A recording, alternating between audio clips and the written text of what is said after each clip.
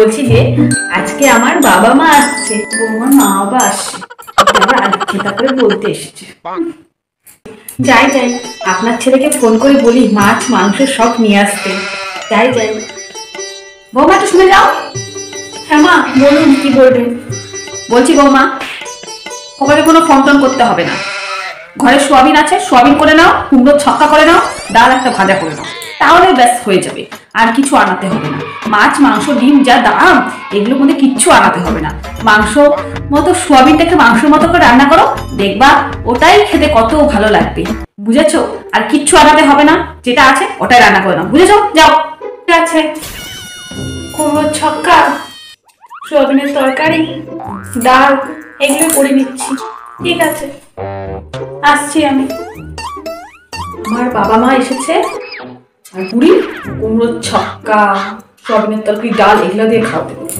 দাঁড়া বুড়ি, আমারও সময় আসবে, তখন তোকে আমি বুঝাবো।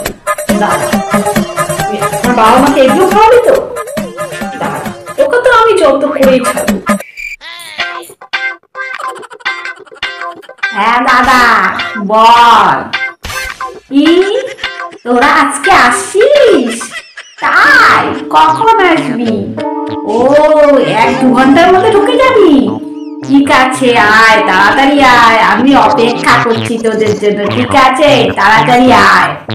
ও বৌমা, বৌমা।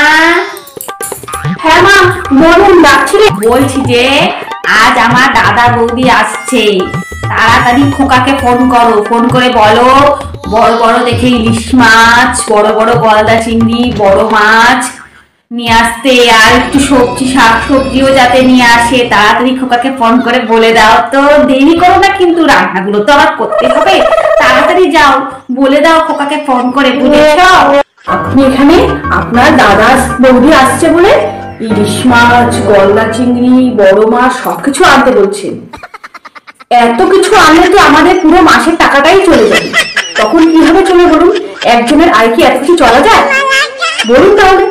শুনুন, আমি একটা কাজ করি, আমি ঘরে সোয়াবিন আছে, সোয়াবিনের তরকারি, কুমড়ো ঘ্যাট, ডাল ভাজা এগুলো করে নিই। এগুলোই এত সুন্দর করে কষিয়ে কষিয়ে রান্না করবো না, তোমার দাদা বৌদি খেয়ে হাত চেটে ফেলবে একবারে। বুঝেছেন না? আমার দাদা বৌদিকে কুমড়োর ছক্কা, ডাল, সোয়াবিন এগুলো দিয়ে খাওয়াবো? হ্যাঁ, এগুলো দিয়ে খাওয়াবো যা। কি হয়েছে তো? আমার যখন মা বাবা এসেছিল তখন যে সোয়াবিনের তরকারি, ডাল, কুমড়োর ঘ্যাট দিয়ে খাইয়েছিলাম, তো আপনার দাদার বেলায় কি হয়েছে? কোনো কিছু হবে না, ওনারা চেটে পিটে খাবেন। আমি এত সুন্দর করে এত টেস্টি করে কষিয়ে কষিয়ে রান্না করবো। বুঝেছেন না? কিছু আনার দরকার নেই। আপনার ছেলেকে কোনো ফোন করতে পারছি না, আমি যা আছে সেগুলো রান্না করে দিচ্ছি। ঠিক আছে না? ওকে, আমি যাচ্ছি, তাড়াতাড়ি রান্নাটা বসিয়ে দিই। বাবারে বাবা, এই বৌমার মুখে কথা ফুটেছে আবার। দাঁড়া রে দাঁড়া, তোর মুখে এত কথা ফুটেছে, দাঁড়া তোর হবে বেশি কথা ফুটে গেছে মুখে, আমার উপরে কথা বলছে। ওর মা বাবা এসেছে বলে সোয়াবিন খাইয়েছে, তাই আমার দাদা বৌদিকে সোয়াবিন খাওয়াবে।